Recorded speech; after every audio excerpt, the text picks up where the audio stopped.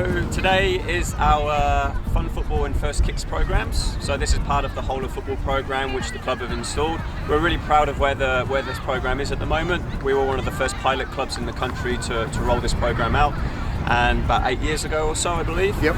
And it's just a fantastic opportunity to give kids a solid platform with their skills, so that they can transition into junior football. We have about 25 teams out here at the moment, a little bit of organised chaos, about 220 kids in total. But it's just about giving them a passion for the game, a love for the game, and giving them a solid platform to grow.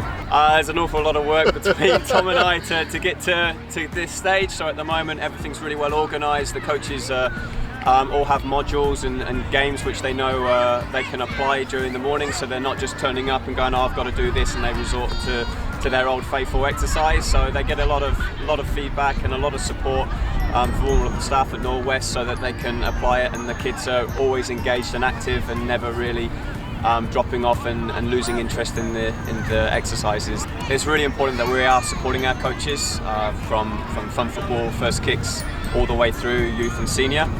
We're really fortunate. We have a coach educator as part of our staff here. So when we support our coaches, we can do that in-house. All of our Whole of Football programme coaches are level one staff, and that's really important to give them that support, that confidence, so that on a Saturday morning they can apply their learnings and apply the curriculum and get maximum use out of their time with their kids and their team. So it's a really invaluable resource that we have, and it's very, very important that we are constantly looking to educate and support those coaches.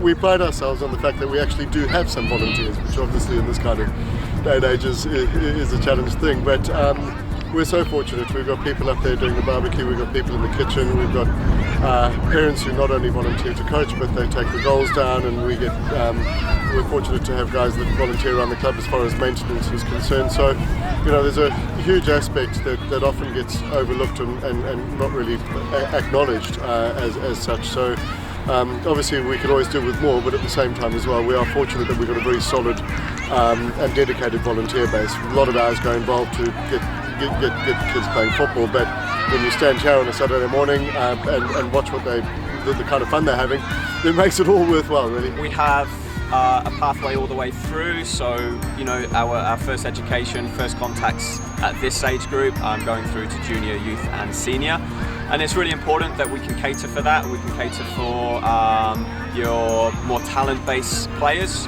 but ultimately we need to bring everyone along that journey. So our social players as well are still super important, and we run programs, open training programs to cater for that. So essentially your social based player is the majority of your club essentially, and we need to be able to cater for that just as much as catering for your more talent based group as well, and we do a really good job at catering for both spaces.